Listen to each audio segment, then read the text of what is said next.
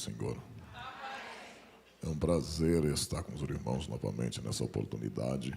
E eu tributo a Jesus toda a honra, toda a glória e todo o louvor. Ele mesmo disse que sem Ele nada poderíamos fazer. O poder é dele, a glória é dele. A igreja que está me ouvindo pertence a Ele. A palavra que vou usar é inspirada por Ele. E o pregador que vai pregar também pertence a Ele. Tudo aqui é dele e para Ele são todas as coisas. Ao nosso Senhor e Salvador Jesus Cristo, a Ele, somente a Ele, sejam dadas a glória, a honra e o louvor. Quero louvar a Deus pela vida da pastora Helena Raquel. Prazer, muito obrigado participar da Casa de Isabel. É um privilégio para mim, onde santos homens de Deus e mulheres de Deus já me antecederam aqui. E participar aqui é fazer parte da história da Casa de Isabel. Quando for contado lá na frente e quando entrar nos anais da história, como já está acontecendo, meu nome vai ser citado também. Muito obrigado, pastora, por me convidar, é uma honra. Pastor Eliomar Dionil, isso. Deus seja louvado, meu amigo. Obrigado por tudo, é uma honra estar aqui e estar com esse casal de Deus. A gente não tem muito contato devido à correria, mas são meus amigos, estão guardados dentro do meu coração. Aos meus amigos, nosso pastor lá de São Gonçalo, né? Benção, Deus seja louvado pela sua vida. Prazer em revê-lo. Cantora Lucinha, Deus seja louvado. As mulheres de Deus que aqui estão. E está comigo a minha esposa, a mulher mais linda aqui nesta manhã. Tá aí ela, tá a Summer. Summer tá grávida agora. Glória a Deus. E eu que fui o cupido, né? É casado com o primo da minha esposa. E tá com ela a Janaína, nossa amiga também. Davi tá aí?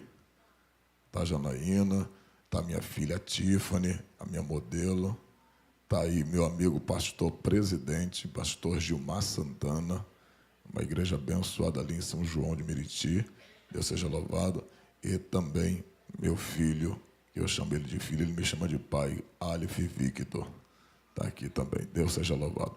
Deus abençoe a todos, meu amigo, Deus abençoe. Estou um pouco cansado, irmão, cheguei agora de manhã, de viagem, ainda não dormi. E sair daqui, eu já vou ter que passar em casa, pegar a mala. E o meu voo é às 3 horas da tarde ali para a Vitória da Conquista. Mas é assim, a obra continua. Enquanto nós estivermos aqui, vamos fazendo a obra do Senhor nosso Deus. Abra sua Bíblia no Evangelho de Jesus, segundo escreveu João.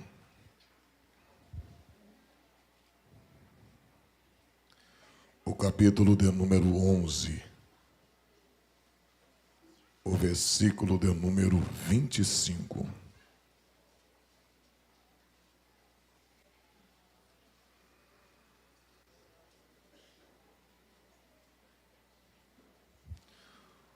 Amigo Helbotes, Deus seja louvado pela sua vida. É uma benção, né? A gente está sempre nos eventos juntos, né? Aqui no Rio. Daqui a pouco a gente vai estar fora também, em nome de Jesus. Quantos acharam, digo amém.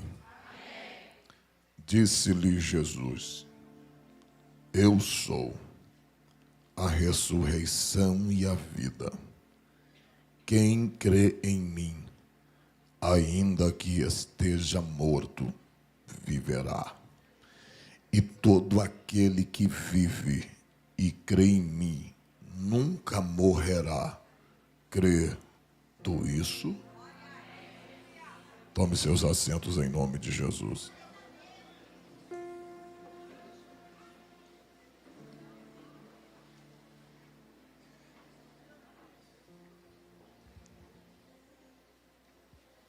Meus irmãos, esta é a família pelo qual Jesus amava. Esta era a família pela qual Jesus frequentava a casa desta família. E a Bíblia diz que Jesus era amigo dos membros desta família, e esta família também era amiga de Jesus. E a Bíblia diz que, num dado momento, o amigo desta família está enfermo, e é Lázaro. Lázaro agora está enfermo.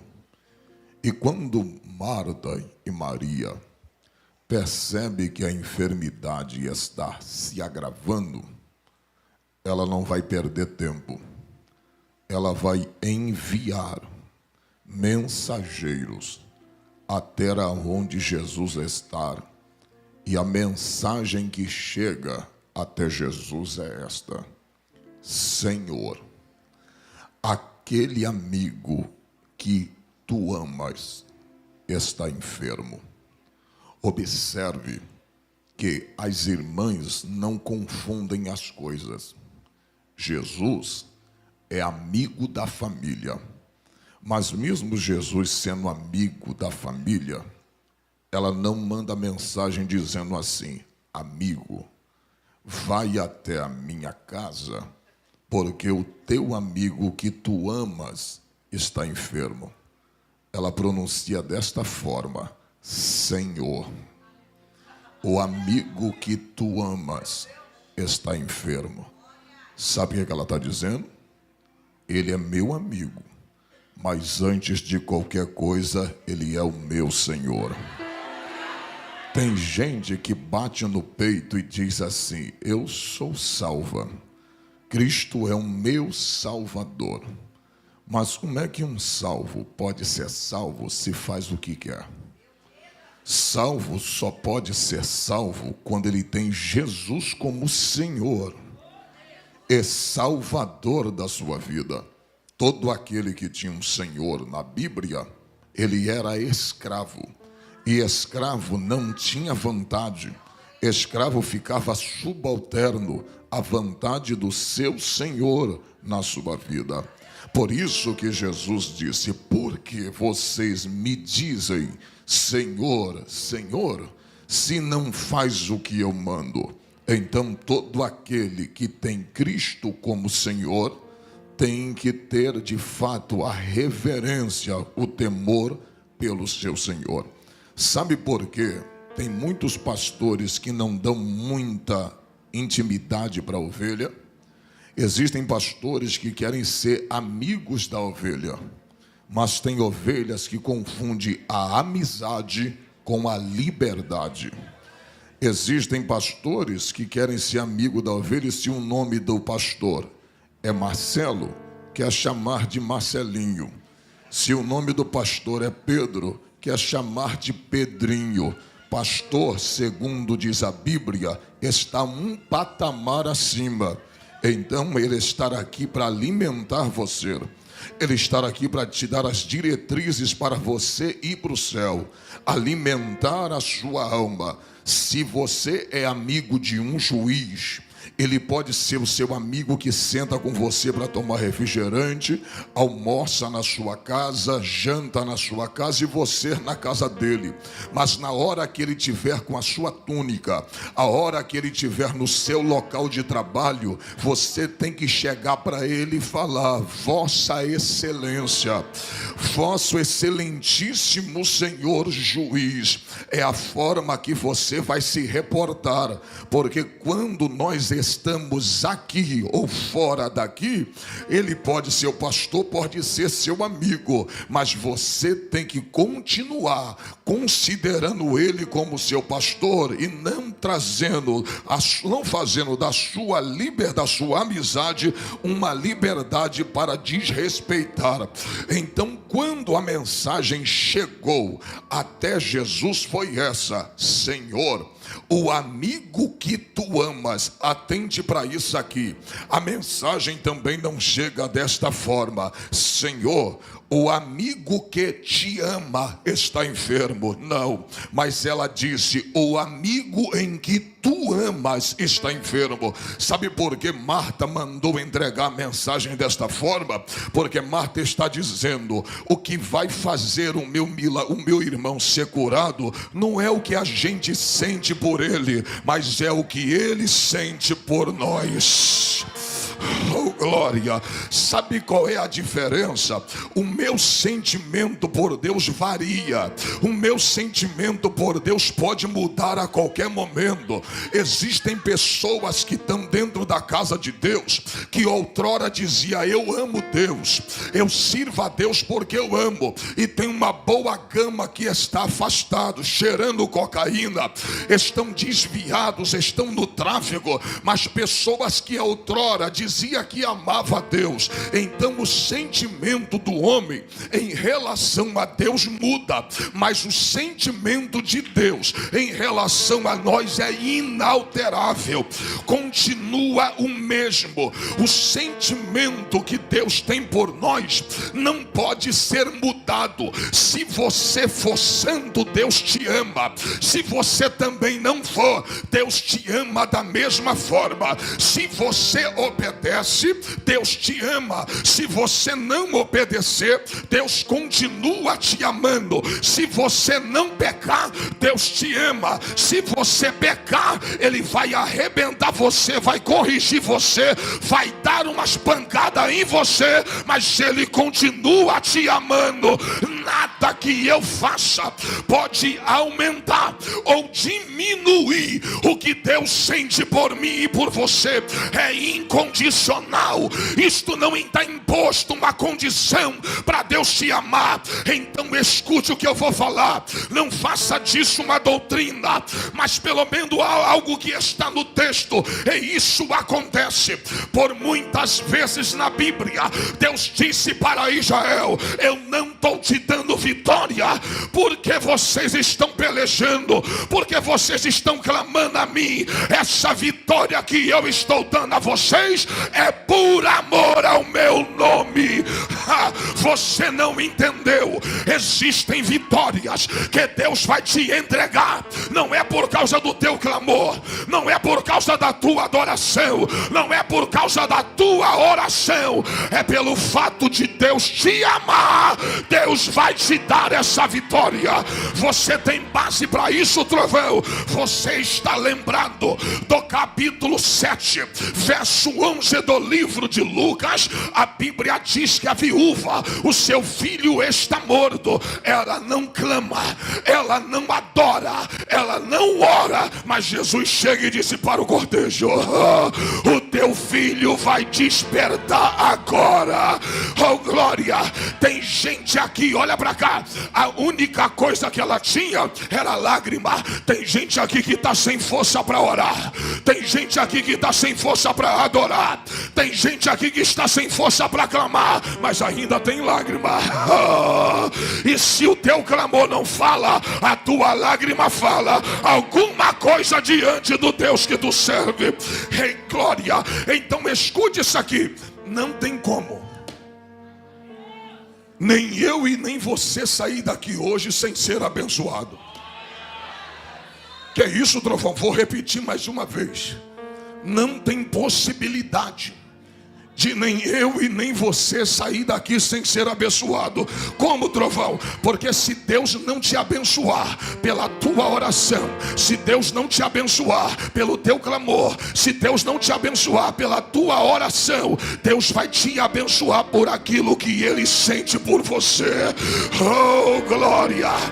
Eita glória! Será que você não tem coisas que você recebeu, que você olha para dentro de si e diz, eu não teria condição de receber isso, embora a graça é favor imerecido, mas tem coisas que você sabe que você recebeu porque Deus ama você. Existem coisas que Deus vai te dar pelo simples fato dele amar você. Você quer ver uma coisa? Ontem eu estava ali no interior de São Paulo, em São Sebastião do Paraíso. Soltei em Franca e fui até Minas, 1h30. Eu estou passando na loja assim, aí eu vi um sapato. Falei, minha esposa gosta. Falei, eu vou comprar. Comprei esse sapato. Cheguei, dei um beijo nela, daqui a pouco abri a bolsa, falei, aqui, ela, que é isso? Eu falei, um sapato. Ela me beijou, nossa, você acertou, que bom, que lindo, não sei o quê. Você sabe por que eu dei a ela? Não foi porque ela me pediu, é porque eu a amo. Oh, glória! Oh, glória! Então já dá uma olhada para o teu irmão, fala assim, a possibilidade de não ser abençoado nessa manhã é zero. Se não receber pelo clamor, se não receber pela adoração, se não receber pela oração, vai receber pelo que Deus, oh glória. Cadê você que vai abrir a boca? Oh, Jesus! Profeta, vai abrir a boca para dar aquele glória, que deixa Jesus satisfeito.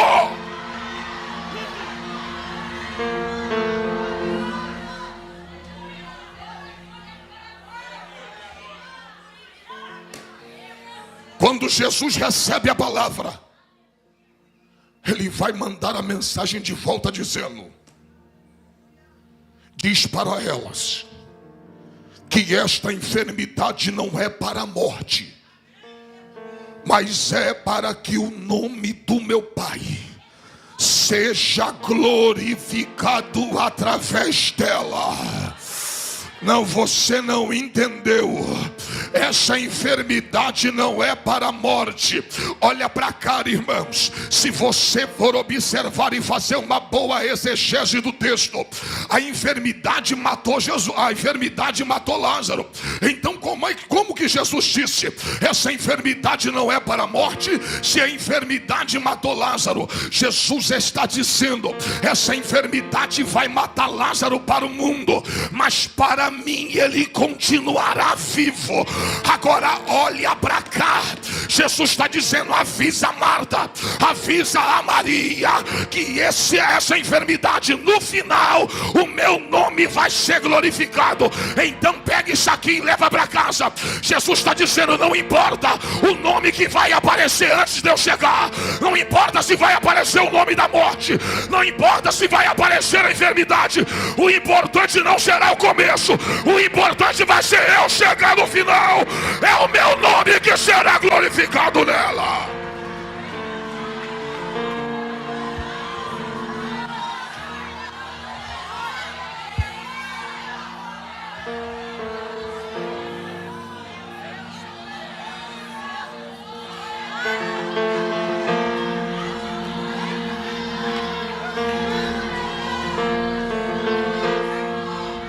Se tu não der glória com o que eu vou falar agora, eu já vou parar. Mais importante do que os nomes que estão aparecendo no começo, vai ser o único nome que vai aparecer no final. Esse é o mais importante. É esse nome que vai ser, é esse nome que vai ser glorificado. Não importa quantos zombadores se apresentaram e estão escarnecendo de você, o mais importante do que o início será o teu final, glória. Cadê você, profeta? Cadê você, varão? Vai abrir a boca para dar glória.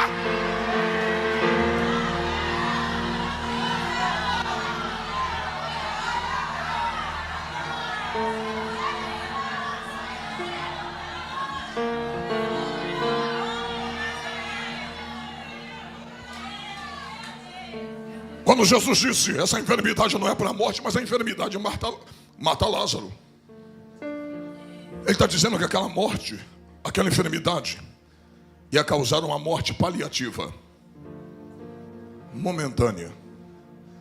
Não era uma morte para sempre, era uma morte de dias. Agora pega isso aqui e leva para casa. Jesus ouviu o pedido, diga ouviu, mas ficou mais 2 dias na cidade. Aprende isso aqui. Existem orações que Deus vai ouvir, Ele só não vai responder na hora. Mas pega isso aqui, Avisa para ela que essa enfermidade não é para a morte. Sabe o que ele está dizendo nas entrelinhas? Eu não vou agora, mas eu vou lá.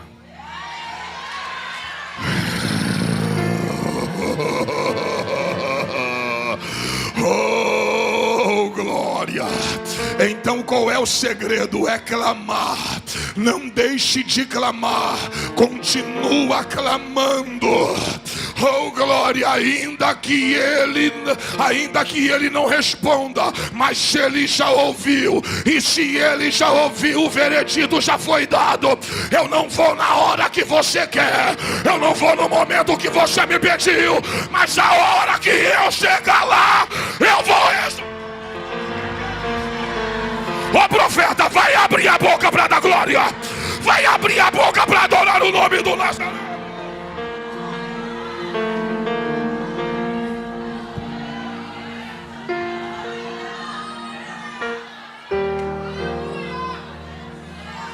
Não deixe de orar, não deixe de clamar.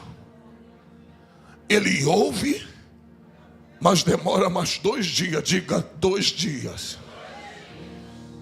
2 dias depois Jesus vai a Betânia. Repita, 2 dias depois. Isso aqui é profético. Hoje é quinta. Hoje é quinta.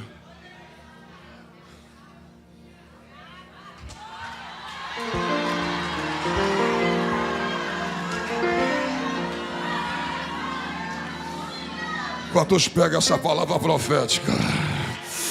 É só mais 2 dias. Aguenta firme que está faltando pouco, varoa. Ele já ouviu a tua queixa. Ele já ouviu que teu filho está no tráfico. Ele já ouviu que o teu marido foi embora. Ele já ouviu que você está enferma. Ele já ouviu essa luta que você está passando. Ele já ouviu e ele já deu a ordem. No final é o meu nome que será glorificado.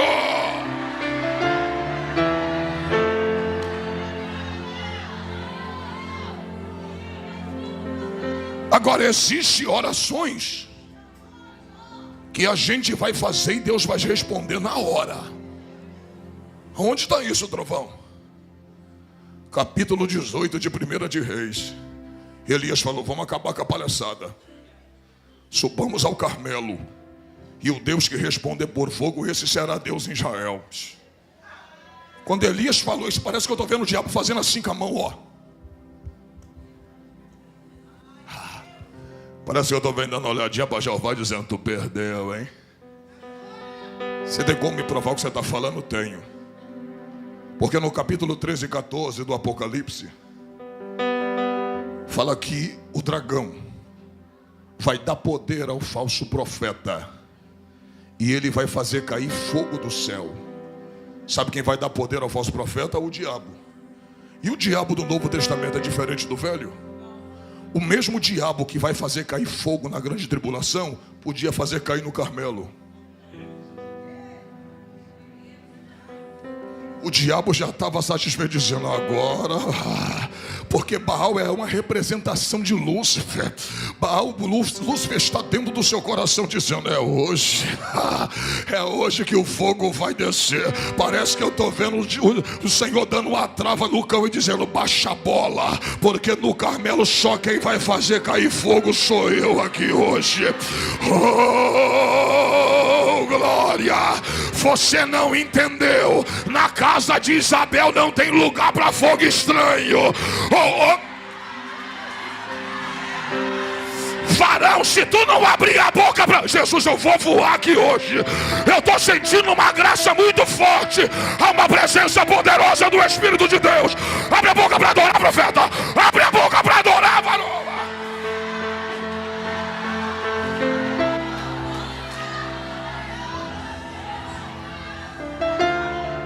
Eles clamam. Olha para mim. É 850 profetas. 450 profetas de Baal, com mais 400 profetas do Deus Acera, Deus de Etibaal, pai de Jezabel.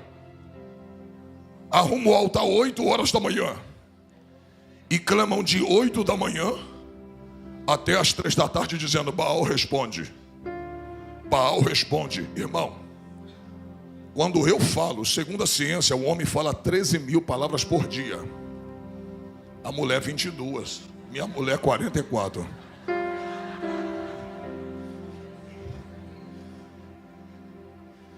Olha para cá. Imagina clamando. Clamar é tirar daqui de dentro que já não consegue mais se conter. Eles clamaram. Agora olha para cá. 850 homens clamando durante 7 horas. Dá quase 1 milhão de palavras. 1 milhão de palavras e 7 horas de clamor. Baal não responde. Elias pega o altar e diz: Baal está viajando. Deve estar tirando um sono. Ajeitou o altar. Colocou o sacrifício. Colocou a água ao redor do altar.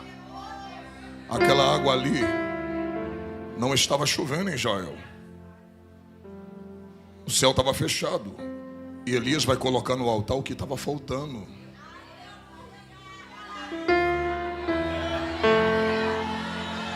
Se você quer ter fogo no altar, coloca o que falta. Coloca o que poucos têm colocado. Eita glória! Está na Bíblia, não sou eu. Elias faz uma oração de 34 palavras, que não dura cerca de 40 segundos. 1 milhão de palavras e 7 horas de clamor a Baal e nada do céu abrir. 34 palavras e cerca de 40 segundos. O céu se abre, o fogo desce e consome o holocausto. Oh glória! Oh pastor Helena Raquel! Varão, deixa eu te falar uma verdade. O diabo não tem medo de um sermão bonito. O diabo não tem medo de quem prega muito. Mas o diabo treme diante de um servo que dobra o joelho e ora.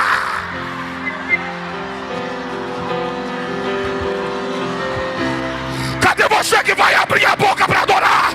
Cadê você, profeta?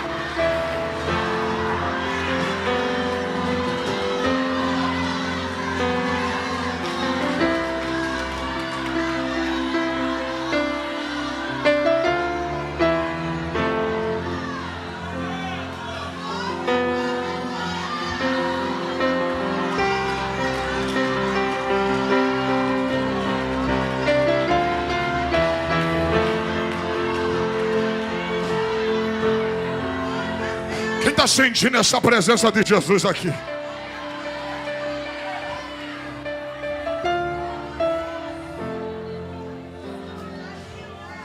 D.L. Moody, em uma de suas biografias, ele disse: prefiro ensinar um homem a orar do que 10 a pregar.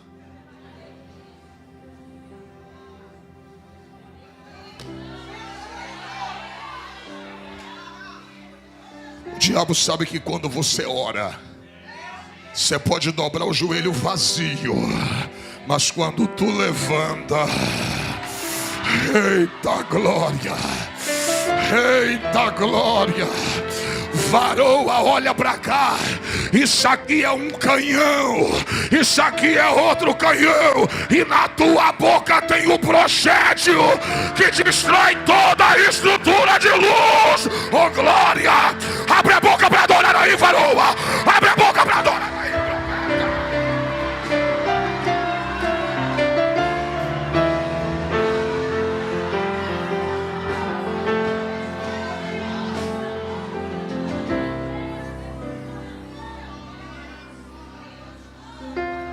Essa luta não será vencida no bate-boca.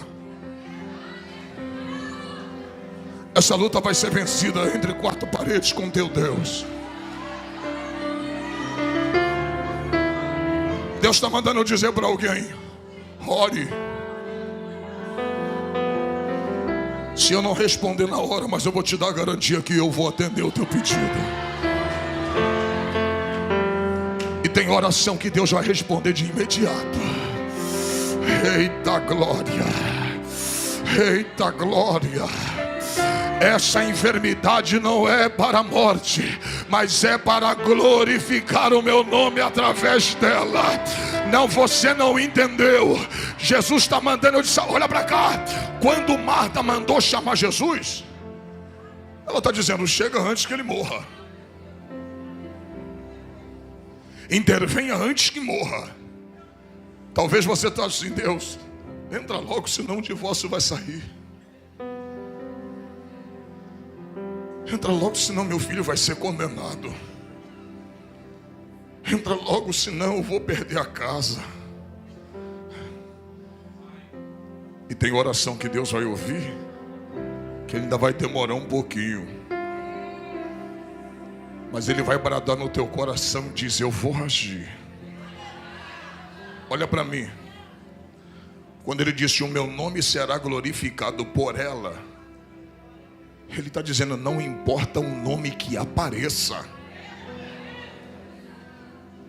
Ainda que todos estejam falando, quando eu chegar, o único nome que será glorificado é o meu. Você não está entendendo não? Para Marta mandar chamar Jesus, é sinal que os recursos de ir no médico haviam esgotado. Os remédios haviam esgotados. Você não está entendendo? É Deus que está permitindo os recursos acabarem.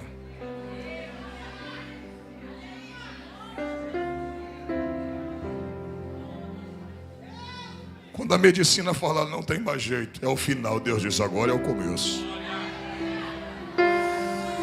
Oh glória. Oh glória. Olha para mim. Quando Jesus falou que ia voltar, olha para cá. Os discípulos de Jesus olharam para ele e disseram assim, mestre, há pouco tempo tu saiu da Judeia e saiu correndo porque eles queriam te apedrejar e te matar, e tu vai voltar para lá. Olha para mim, o dia que eu li isso aqui, a lágrima veio no meu olho. A cidade de Betânia expulsou Jesus. Diga, expulsou. Tem famílias, olha para mim. Se uma igreja como Laodiceia, do pastor até o último membro, colocaram Jesus para fora, você acha que uma cidade sem ele também não expulsa? Existem cidades, existem países inteiros que Deus não encontra guarida em seus corações. Existem famílias que estão expulsando Deus, estão tão ocupadas com a idolatria, estão tão ocupadas com o pecado, que Deus tenta bater na porta, mas não abre. A grande questão é, se a Judeia expulsou Jesus, por que ele iria voltar agora? Sabe o que Deus falou comigo? Sabe por que eu ia voltar para socorrer Marta e Maria? Não é por causa dos ímpios, foi por causa dos justos. Você não entendeu? Ele foi, mas ele ia voltar. Jesus também foi. E ele não vai arrebatar a igreja por causa dos ímpios. Ele vai arrebatar a noiva por causa dos justos. Eu vou falar. Sabe o que fez Jesus voltar para aquela cidade? Repita, duas justas. Diga, dois justos. Olha para mim, tem gente aqui que está dizendo, mas é só eu dentro de casa. Minha mãe é feiticeira, meu pai é idólatra, são espírita, meu irmão não gosta que escuta som evangélico dentro de casa. É só eu dentro daquela família e dentro daquela casa. É isso aí que eu vim aqui profetizar. Pelo fato de ter você dentro daquela casa como servo de Deus, essa é a garantia que o diabo não reinará na tua família. Jesus está voltando. Jesus virá. E a hora que ele chegar, quando o valente guarda uma casa, ele guarda esta casa em segurança e tudo quanto tem dentro dela. Mas sobrevindo outro mais valente do que ele, amarra aquele valente e liberta aquela casa.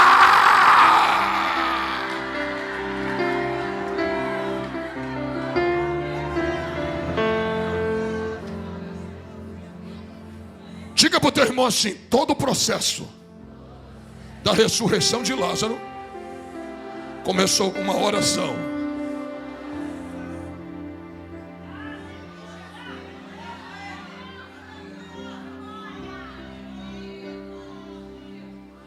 Todo o processo que Deus fez na minha vida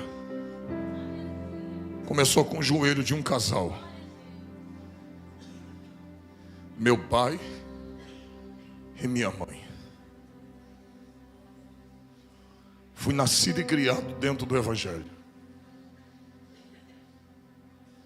Servi a Deus na época da igreja do pastor Teotônio, na igrejinha pequena de baixo. Depois se construiu a sede onde nós estamos até hoje, do qual meu pai e minha mãe servem a Deus no mesmo lugar há 50 anos, sem mudar de congregação.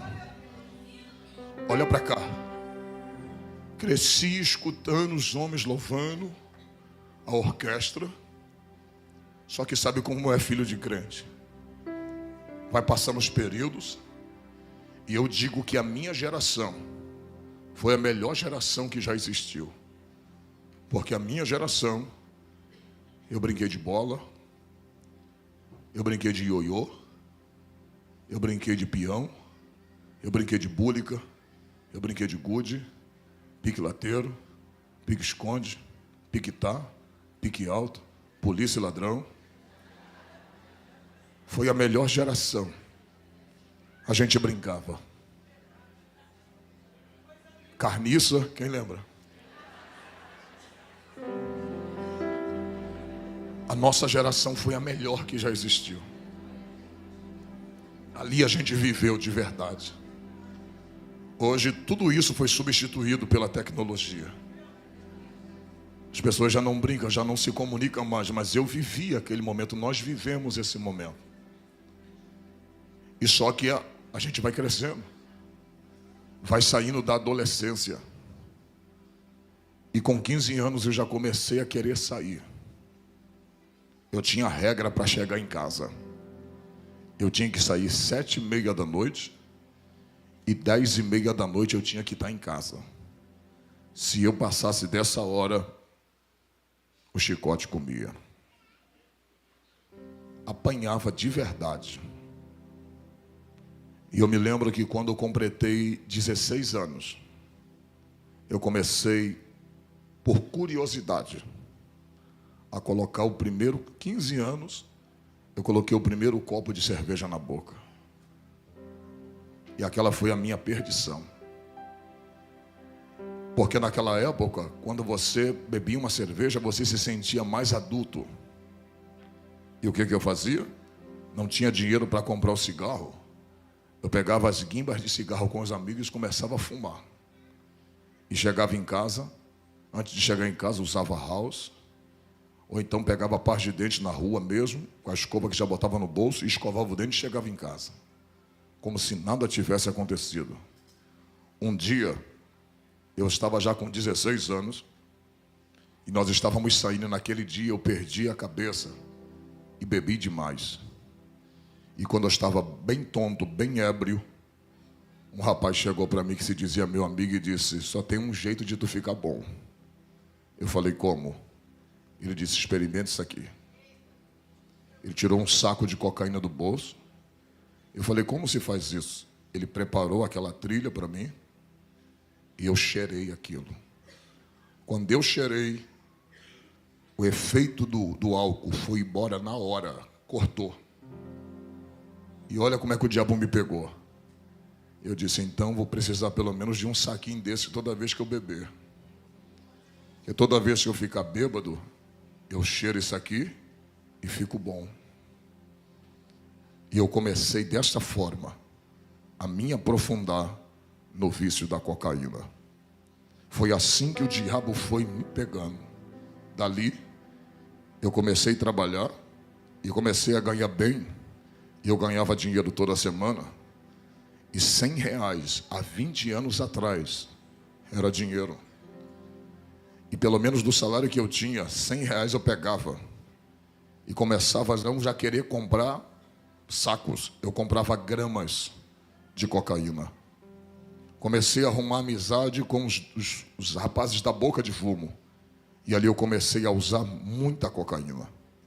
Passei a usar, a usar cocaína, e quando eu ficava bêbado, eu ia, cheirava e ficava bom. Só que o tempo foi passando. Com 17 anos eu já achava que eu era dono do meu nariz. E eu já estava extremamente afundado na cocaína. Daí, eu já não queria mais gastar dinheiro. Aquela cocaína que eu pegava no morro, a gente já trazia para a Comenda dos Soares, onde eu morava.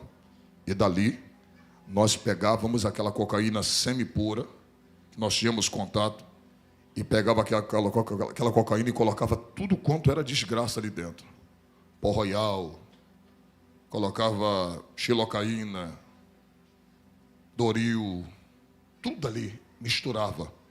E fazia aquela grande quantidade de cocaína. Então já não passei a ser mais usuário. Eu já passei a traficar. Eu mantinha o meu vício. Dali, a gente já começou a comprar armas, a usar armas. E nisso o diabo foi afundando a minha vida, sem eu perceber. Só que existia dentro da minha casa, e existe. Ela mora na casa dela e eu na minha. Mas uma mulher que não deixava de orar. Eu, por muitas vezes, vi minha mãe orando, dizendo assim: Deus, se quiser levar um dos meus filhos, leve, mas leve eles dentro de casa. Não me dá o desgosto de ver nenhum dos meus filhos estirado na rua. Nenhum. E nessa minha ida de tráfico, algumas coisas eu não vou poder falar, que está sendo gravado. Mas nessa minha ida de tráfico, eu me lembro que eu tinha alugado uma casa para traficar. E naquela noite, eu estava com aquele Magno 45, aquela 45 na minha cintura. E nós estávamos vendendo pó dentro daquele beco. Chegou um homem. E antes daquele homem chegar, eu passei por ele dentro daquele beco. E aquele homem foi o homem que veio para me matar. E naquele momento eu cheguei ali. Eu passei por ele naquele beco. Ele me deu boa noite. E eu dei boa noite para ele. E ele parece que não me reconheceu. Aí você fala assim: pastora, foi só uma coincidência. Não. É Deus cegando os olhos do teu adversário. Eu passei por ele. E quando eu saí para fazer uma outra situação, entregar uma carga, como a gente dizia, entregar uma quantidade de cocaína a um determinado lugar, os meninos que estavam lá disseram: Trovão, um homem veio te procurar. E ele não estava só. Até as pessoas que estavam do lado de fora, irmãos, não conseguiram me ver. Deus estava me escondendo no seu esconderijo. E dali, os irmãos já viram. Eu comecei a traficar demais, comecei a vender demais, e eu fui me iludindo com o dinheiro que eu ganhava. Porque quem já viveu no tráfico sabe que o dinheiro entra muito fácil. E da maneira que entra, é da mesma maneira que sai. Dali, o filho de crente já começou a ir para o baile, já começou a brigar na rua, já começou a fazer bondes e arrastões. Já começamos a fazer arrastão na rua. Na época, onde Nike naquela época era muita ostentação possuir um Nike naquela época. E olha como o diabo colocou o desejo de fazer a mesma coisa. Foi quando roubaram o meu. Eu disse: já que roubaram o meu, todos vão perder. E a gente tomava tudo que tinha. Tudo que tinha nós tomávamos. E eu me lembro que um belo dia um amigo meu chegou para mim e disse assim: Júnior, vamos a Queimados. Vamos ali ceifar uma vida. Naquele dia eu descobri que o diabo está por trás de tudo. Eu me lembro que quando eu fui, nós pegávamos um ônibus, e eu estava com aquela 45 na cintura. Ele disse: esse cara mexe com a minha mulher. E eu já mandei ele parar de mexer. E como ele não parou de mexer, hoje nós vamos ceifar a vida dele. E a gente usou muita cocaína. Interessante, né?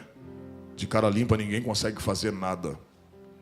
E eu me lembro que quando nós chegamos ali, entramos dentro daquele centro de macumba. Hoje eu entendo o que o diabo faz e como o diabo está por trás de ceifar uma vida. Quando nós chegamos naquele centro de macumba em Queimados, a dona do centro de macumba, ninguém sabia que nós íamos ali, ninguém. A dona do centro de macumba chegou e disse assim: vocês vieram matar o Marcos? Aí eu olhei para o Carlos. Ela falou assim: não mata ele aqui dentro não, mata ele aqui fora, para não sujar o centro. Mas ninguém sabia. Ninguém sabia. E naquela tarde, aquele homem estava limpando, ele estava limpando os atabacos, ele estava limpando aquele, eu não esqueci o nome daquilo, aquele que se bate, eu nunca fui na macumba em si, e ele estava limpando com pano, e o Carlos chegou para ele e disse: hoje a gente vai acertar as contas, vem para cá. Ele: eu não vou. Aí eu puxei, levantei a camisa, falei: vai lá para trás. E quando ele ficou lá atrás do quintal, eu me lembro que o Marcos, estava a mãe e o pai dele. E naquela tarde, o Marcos explicando para o pai e para a mãe dele, dizendo: você vai morrer por isso, porque você é sem vergonha. Você está mexendo com a minha mulher. Rapaz, o cara é endemoniado, ele estava endemoniado. Ele disse assim: por que você não veio sozinho? Que aí nós resolvemos tete a tete, por que você trouxe ele? O cara está diante da morte, mas ele está possuído por Satanás. Irmãos, naquela hora, por incrível que pareça, quando nós puxamos aquela arma para atirar naquele menino, um senhor, que era o pai dele, de 76 anos no máximo, aquele senhor me agarrou de uma forma que eu não soube entender de onde veio tanta força na vida daquele pai. Ele disse: você não vai ceifar o meu filho, você não vai matar a vida do meu filho. E ele segurou a mim e a mãe dele segurou o Carlos. E aquele moço correu por dentro daquele centro espírita. Isso foi apenas 4 a 5 segundos. Quando nós procuramos aquele moço dentro do centro espírita, a gente não achou mais ele. Sabe o que Deus estava tentando falar para mim? Eu não quero que tu derrame sangue de ninguém. Eu não quero que tu ceife a vida de ninguém. Eu não quero que tu derrame sangue de ninguém. Existem coisas que Deus não permitiu fazer contigo, e existem coisas que Deus também não vai permitir você fazer com os outros. Irmãos, naquele dia Deus foi começando a despertar, e eu comecei a ganhar fama. Eu já estava indo para Nova Holanda, já estava no meio dos grandes do tráfico de droga, vivendo entre eles, tendo moral com aqueles homens. Vivia no Morro do Andaraí, ali na Saviana, aonde eu ia e buscava as drogas e trazia para a Baixada Fluminense. Eu me lembro que um dia eu estava com tanta droga dentro do bolso, que quando eu estava descendo o Morro do Andaraí, a polícia me pegou. E quando a polícia me pegou, eu falei assim: moço, eu sou viciado. E eu conversei com ele, porque eu entendia que para ser malandro eu não precisava falar gíria. Eu nunca falei uma gíria, eu nunca disse qual é, eu nunca disse compadre, eu nunca disse qual é, irmão. Eu nunca usei isso, porque eu entendia que para ser malandro não precisava falar gíria. Aquele polícia me pegou e disse: rapaz, o que é que você está fazendo nessa vida? Essa vida não é para você. Sai dessa vida. Talvez o lá de cima está te dando uma oportunidade. Larga essa vida. Eu vou prender a tua droga. E sabe o que ele disse para mim? Se eu te levar para a cadeia, tu assina o 12 e tu vai puxar um bom tempo de cadeia, mas alguma coisa está me dizendo para mim ficar com a tua droga e deixar você embora. Era a oração da minha mãe dizendo: cuida meu filho, guarda do meu filho, livra a vida do meu filho, proteja a vida do meu filho.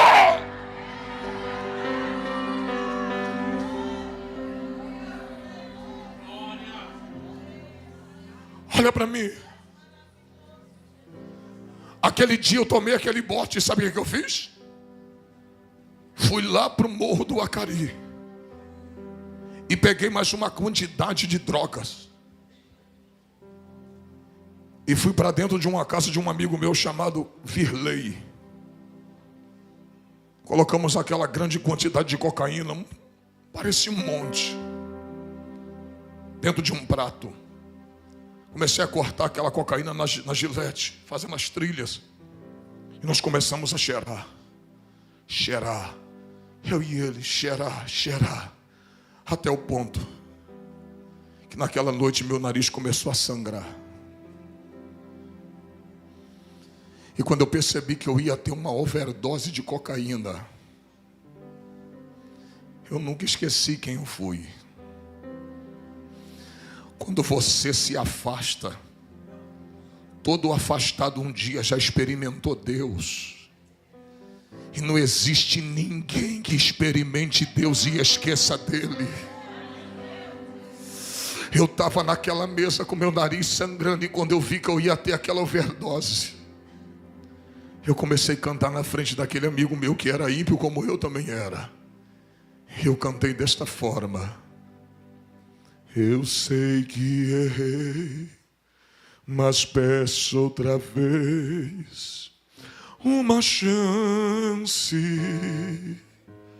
Eu quero voltar, prometo seguir como antes.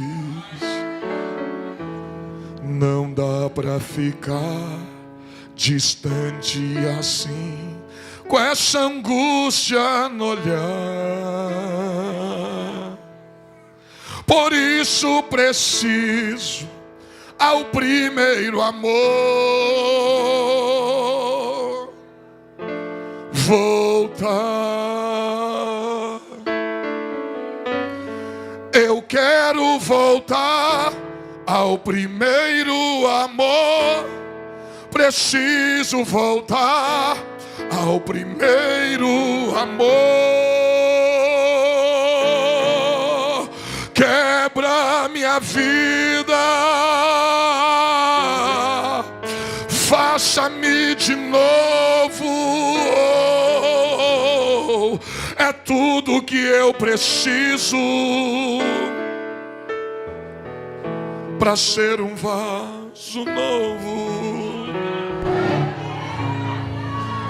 E nessa hora a lágrima começou a descer, e eu dizia: não dá para ser feliz longe do teu amor. Por isso eu preciso de outra chance, Senhor. Oh, irmãos, eu guardava um temor dentro do meu coração. Por isso que quando eu tentava matar alguém, eu nunca conseguia. Eu já troquei tiro com polícia, eu já troquei tiro com pessoas, mas eu nunca consegui propriamente tirar a vida de alguém. E eu sempre desejava, o diabo sempre botava no meu coração: tira a vida de alguém. O diabo sempre quis que eu derramasse sangue para ele beber, mas tinha uma mulher orando de cabelo branco dizendo: guarda meu filho, protege meu filho, livra a vida do meu filho.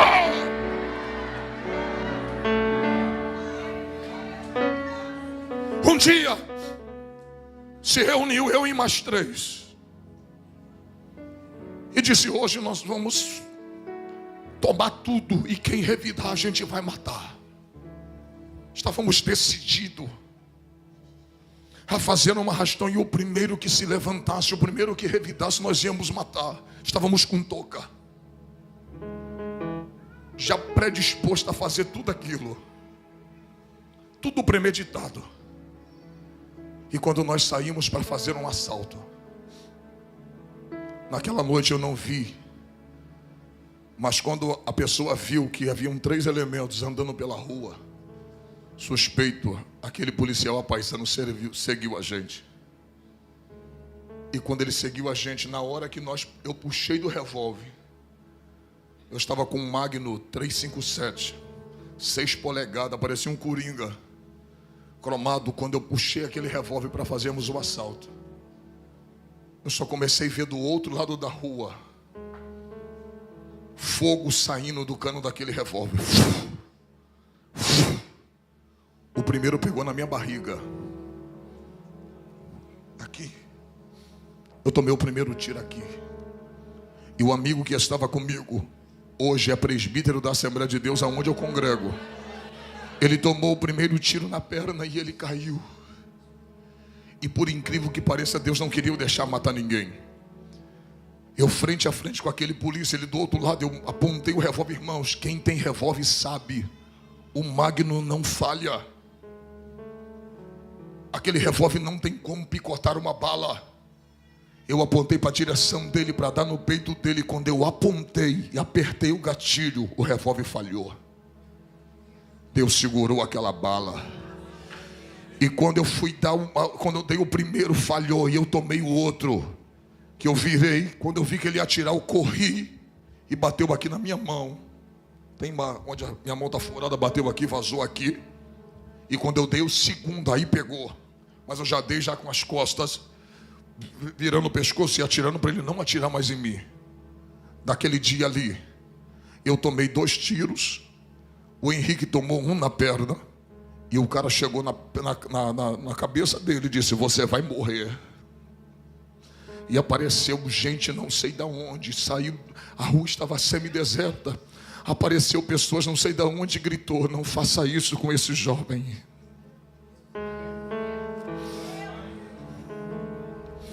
E ele chutou o corpo do meu amigo. E eu corri. Peguei um ônibus, nós não estávamos de carro, pegamos um ônibus. Rendi aquele ônibus, puxei aquela arma imensa. Rendi o motorista e disse: me leva até a minha casa. Me leva até Comendador Soares. Nós tomamos tiro em Nova Iguaçu, lá na Dalvomor, na troca de tiro com policiais. Eu disse: me leva até minha casa, não para ninguém. Quando ele me parou, deixou num ponto próximo da minha casa, eu desci, joguei a arma na linha do trem. E quando eu joguei a arma na linha do trem, eu vim para casa. Eu estava com a camisa branca, eu estava com a calça branca e uma camisa verde, um blusão verde por cima, que escondia aquela arma. Quando eu cheguei em casa, que eu tirei a minha camisa, gritei minha mãe, eu falei: mãe. Minha mãe olhou para mim e disse: meu filho, o que foi isso? Porque você está tão cheio de sangue? E eu disse: mãe, o teu filho tomou tiro. E minha mãe olhou como se fosse hoje, 20 anos atrás. Ela olhou e disse: meu filho, Deus preparou o coração da tua mãe para esse dia. E ela me lembrou de uma palavra que ela tinha me dito e eu tinha esquecido. Ela falou: você lembra 15 dias antes de você sair daqui? Eu já sabia para onde você ia. Eu estava indo para o morro, toda sexta-feira eu ia para o morro. E ela disse assim: eu estava saindo 7 horas da noite para ir para a favela. Ela me parou na porta de casa e disse assim: meu filho, nesta madrugada sua mãe estava orando por você. E Deus se apresentou a mim e disse: mulher, não peça mais misericórdia pela vida daquele homem, porque a partir de hoje eu, o Senhor, vou tratar com ele pessoalmente. A minha mãe me lembrou disso. E esse tratar de Deus pessoalmente foi os tiros que eu tomei. A minha mãe olhou para mim, eu baleado. Ela disse: a tua mãe tem problema de coração, mas Deus preparou o coração da tua mãe para esse dia. Irmãos, quando a minha mãe falou isso, ela falou assim: tira a camisa. Tira a camisa. Quando eu tirei a camisa, eu tinha tomado tiro apenas no corpo, na carne. Eu não tomei tiro no sangue, nos ossos. Por isso eu não senti dor. Eu estava com sangue quente, então não sentia dor. Eu sentia que a minha mão estava atrofiada, porque mexeu nos nervos e minha mão começou a ficar desta forma. Então com essa mão já tinha perdido o movimento. Quando eu levantei a camisa, eu estava com um pequeno buraco desse tamanho aqui na frente. Isso aqui meu estava estourado. Estava aquele monte de carne esponjosa preta queimada pela pólvora. E o sangue descia. E quando eu vi o sangue descendo, eu disse: eu vou morrer, porque vai vazar muito sangue, eu vou morrer por falta de sangue. Minha mãe, desta forma que eu estou te falando, ela olhou para o meu pai e disse assim: meu amor, vai lá no guarda-roupa e pega uma camisa para o Júnior. Meu pai trouxe a camisa. Daqui a pouco ela disse: veste ele. Aí ela disse: agora desça a escada de nossa casa e leva nosso filho para o hospital. Irmãos, quando eu estava descendo a escada de nossa casa, Eu tinha olhado para minha mãe com o último olhar de despedida, porque eu sabia que eu não veria mais minha mãe, eu ia morrer naquela noite. E quando eu estou descendo a escada, quando eu cheguei no quarto degrau da escada da minha casa, minha mãe olhou e disse: olha para mim, meu filho. Aquela foi a palavra de vida que eu precisava. Ela disse: olha para sua mãe. Da mesma forma que você está saindo daqui com vida, a sua mãe vai entrar dentro daquele quarto agora e vai fechar a porta. Da mesma forma que você está saindo com vida, você vai voltar daquele hospital. E eu balançei a cabeça e ela disse: sabe por que você vai voltar? Porque você é promessa de Deus para minha vida. E você vai voltar daquele hospital com vida. Irmãos, eu passei 3 dias dentro do hospital Souza Aguiar. Não quiseram me receber no Iguaçu, não quiseram me receber no Hospital da Posse. Disse: não tem vaga para ele, porque todos diziam, os bombeiros diziam: o traficante tem que morrer, deixa ele morrer, deixa ele sangrar até morrer. E naquele momento, em cima daquela maca, eu dizia: Deus, a minha vida está nas tuas mãos. Se tu me der mais uma chance de viver, eu vou voltar para o teu caminho, e da tua presença eu nunca mais me apartarei. Naquele dia Deus parece que colocou o anjo do meu lado, e parece que Jesus estava injetando o sangue dele nas minhas veias. Eu sangrei de 9 da manhã, eu sangrei de 9 da noite até as 3 da tarde. Era para me ter falecido na mesa de cirurgia, mas naquele dia os médicos diziam, os bombeiros diziam: deixa ele morrer. Os policiais diziam: deixa ele morrer. Mas já tinha anjos ali. E do nada apareceu uma médica no hospital do Iguaçu e disse: eu liguei para o Souza Aguiar, e lá tem uma vaga para atender esse jovem. Cheguei no Souza Aguiar, ainda me deixaram sangrando, esperando no meio do corredor. De meia-noite até as 3 da tarde eu fiquei só com soro e perdendo sangue. Naquele dia o diabo queria levar minha vida, mas você não entendeu ainda. Enquanto eu estava perdendo sangue, minha mãe estava clamando pela vida dentro daquele quarto. Havia uma batalha entre a vida e a morte. O diabo queria me ceifar, mas eu era uma promessa. Você não entendeu, eu sou uma promessa. E aquilo que Deus promete, nem a morte é capaz de anular a promessa de Deus. Oh, glória! Olha para mim, irmãos. Naquele dia, olha para cá. Eu saí de dentro daquele hospital, fui para casa, fui me regenerando, me cuidando, não morri. Mas parece que alguma coisa ainda me prendia. Eu larguei o tráfico, mas eu não larguei a cocaína. E eu mesmo andando assim encurvado, 3 meses depois eu ainda cheirava. 7 meses depois eu ainda cheirava. E um dia encontrei um homem. Sabe aqueles carrapatos de Jesus? Aqueles que não largam do teu pé. Rapaz, não faz promessa para crente não. Porque se crente falar assim, ó, vamos no culto comigo, você falar um dia eu vou, acabou. Enquanto tu não for, ele não larga do teu pé.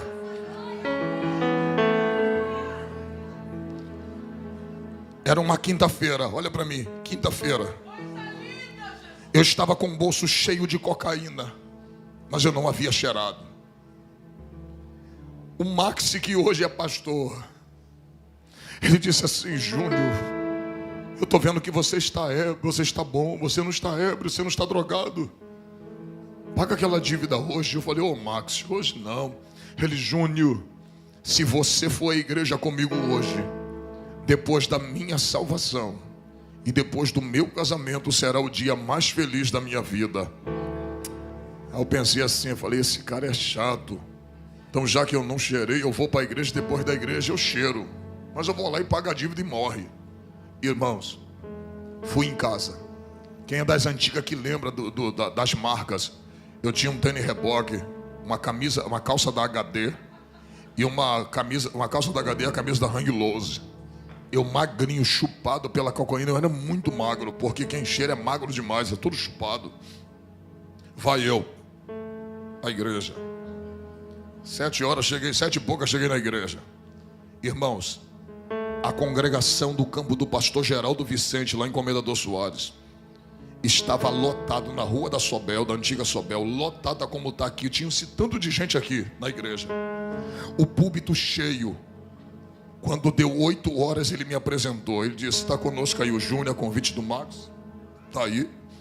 Irmãos, quando deu 8h25, Jonas ficou de pé. E disse assim: Júnior, fica de pé. Eu disse: ele é. Ele falou assim para mim: você crê que Deus fala com um homem? Eu falei: creio, porque minha família é evangélica, eu nasci no berço evangélico, eu sabia que Deus falava. Ele: você crê que Deus falou comigo? Eu disse: creio. O Deus que eu sirvo veio no meu ouvido aqui agora e disse assim para mim: dá oportunidade para esse moço vim aqui na frente cantar um hino para tirar dízimos e oferta para minha casa.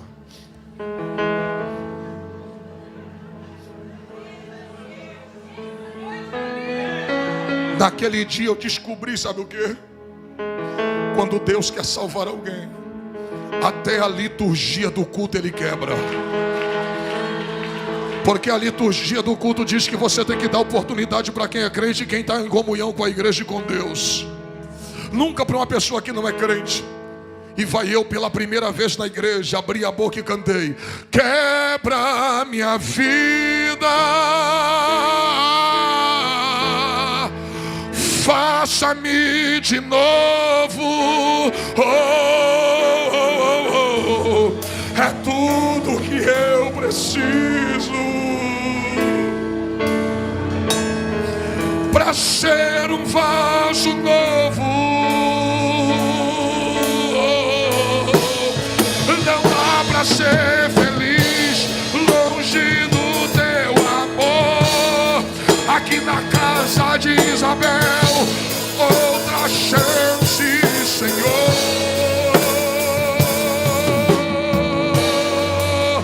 Quebra minha vida.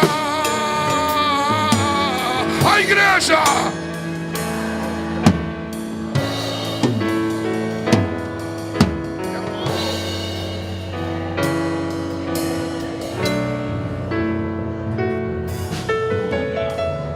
Você está pensando que eu aceitei Jesus?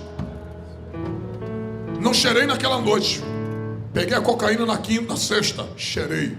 Cheirei sábado, cheirei domingo, cheirei segunda. Quando foi na segunda-feira, eu falei assim: eu vou escutar a melodia. Se eu gostar de um hino, eu vou comprar uma fita cassete. Não era nem CD, era cassete.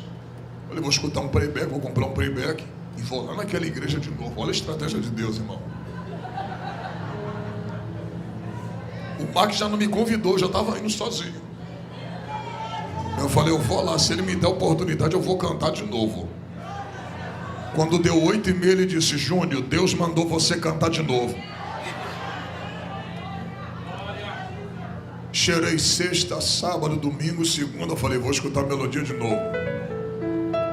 Vou ensaiar o hino, vou gostar e vou levar lá de novo. Se esse pastor deixar eu cantar, eu vou cantar de novo. Comprei outro playback. Terceira quinta-feira, quem é que canta? Eu. Rapaz, olha pra cá.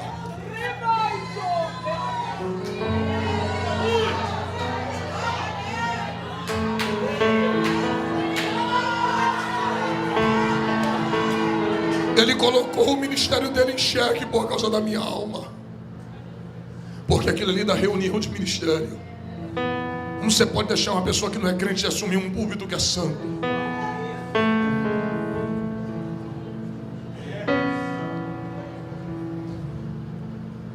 Ele colocou a minha alma acima de tudo. Na quarta, quinta-feira eu falei assim: eu vou lá. Escutei a melodia de novo, comprei um playback e disse: vou cantar, se ele deixar cantar eu canto. Cantei pela quarta vez na igreja sem ser crente. Quando foi na quinta vez, levei o playback, eu não cantei. Mas quem pregou? Pastor Jonas Baraquizo. Está na Assembleia de Deus do pastor João Nunes até hoje.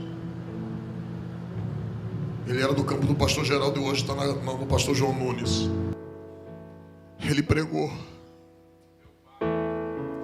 E ele pregou sobre a crucificação de Cristo. Com 20 minutos de mensagem tinha tanta lágrima no chão que eu não sabia se era um copo que tinha derramado ou eram minhas lágrimas mesmo.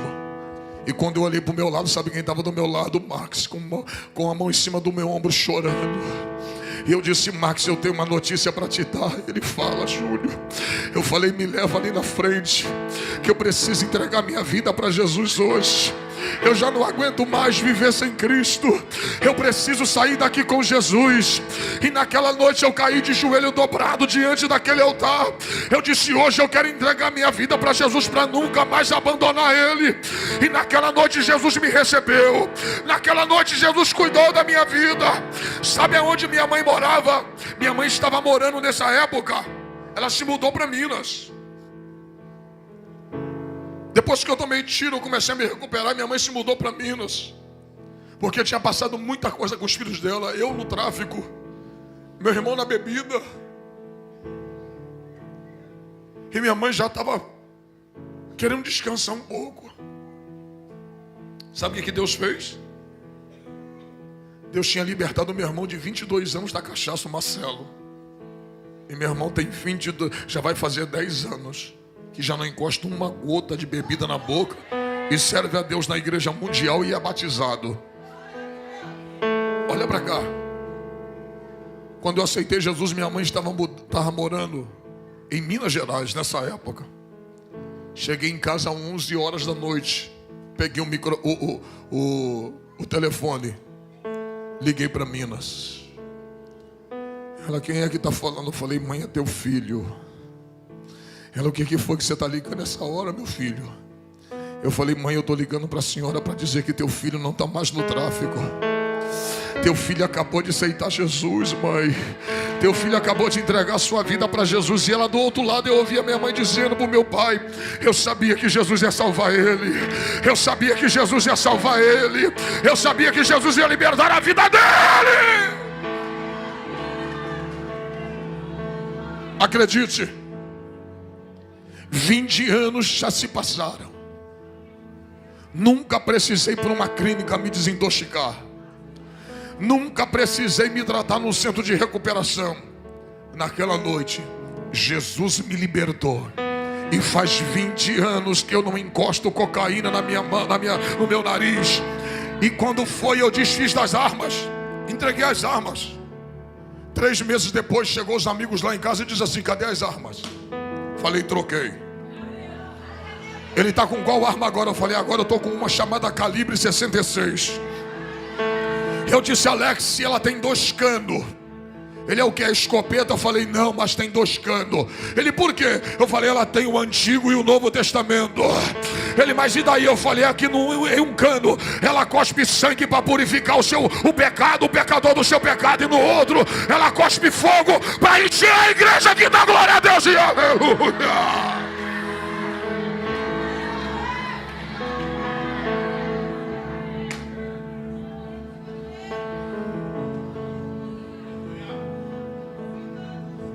Minha esposa está aqui, não me deixa mentir.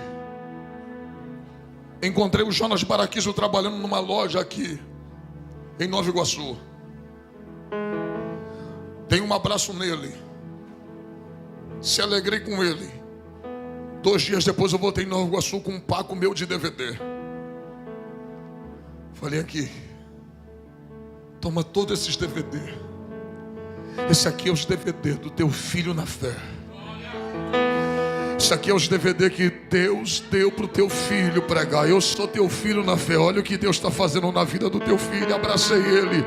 Eu disse: muito obrigado por ter acreditado na minha vida. Oh, glória. E sabe o que ele falou? Outro dia eu cheguei e busquei ele dentro da casa dele. E ele disse: deixa eu te ouvir pregar. Um dia eu ouvi ele pregar. E teve uma hora que ele sentou e ouviu o filho dele falar de Jesus. Eita glória. Olha para o teu irmão, pega na mão dela e diga: não deixa de orar. Deus está ouvindo a tua oração, mas uma hora Ele vai respondê-la. E a hora que Ele responder, no final, é o nome do Senhor que será glorificado.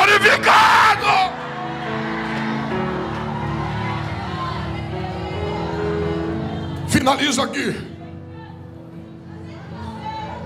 Um ex-traficante Já rodei o Brasil inteiro pregando.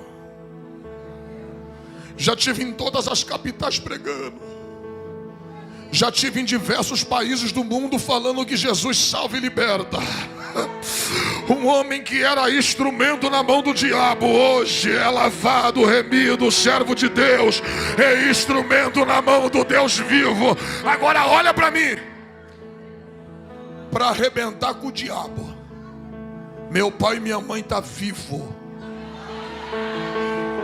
Minha mãe e meu pai viu Jesus me salvar. Foi no meu batismo. Viu Jesus me separar a auxiliar de trabalho, a diácono. De diácono eu passei a evangelista. E há 7 anos atrás minha mãe foi na minha consagração de pastor. Oh glória! Oh glória! Você não entendeu? As promessas que Deus te fez, você vai viver, para que todas elas se cumpram diante dos teus olhos.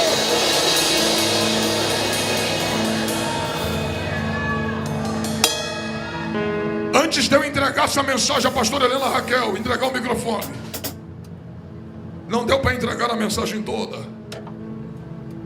Mas quando Marta mandou chamar Jesus, é porque os recursos tinham acabado. Ela disse: só uma intervenção divina. Você não entendeu? Deus me trouxe aqui como um homem de Deus essa manhã para dizer para ti: é propósito meu que os recursos acabem. Porque quando acabar o teu,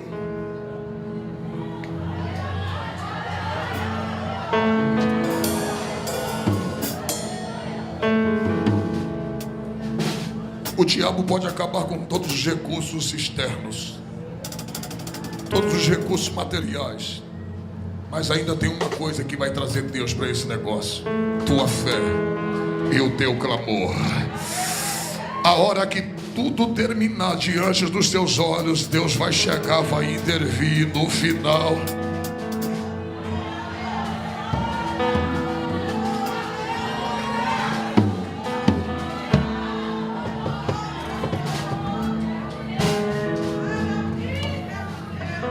Eu vejo testemunhos dessa forma aqui.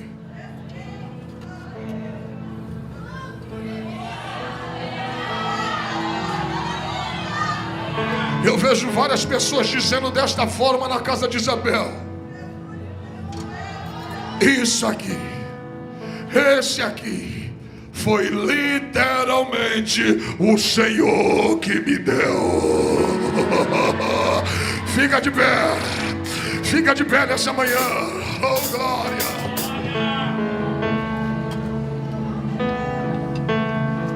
Tem alguém nessa manhã que quer viver? Ó, sabe por que Jesus ressuscitou Lázaro? Olha para mim. Ele disse: eu sou a ressurreição e quem crê em mim, ainda que esteja morto, viver. E aquele que crê em mim jamais morrerá, mas viverá para. Sabe o que Jesus está dizendo? Fica tranquilo, Marta. Ele morreu para o mundo, mas está vivo diante de mim. Que é o conselho de um pregador. Você só consegue viver diante de Deus quando você morre para o mundo. Sabe por que Jesus ressuscitou Lázaro? Sabe por que ele pediu para tirar a pedra? Ele está dizendo: tira a pedra, porque o que está morto aí dentro morreu, mas não deveria morrer. Por isso eu vou trazer para fora. Tem coisas dentro de você que tem uma pedra em cima, coisas que você deixou morrer, mas que não deveria estar morta. Tem gente que só porque foi traído botou no coração dizendo: nunca mais eu confio em ninguém. Você sepultou a confiança e colocou uma pedra em cima dela. Jesus está dizendo: tira essa pedra. Eu vou trazer para fora o que está morto e que não deveria estar aí.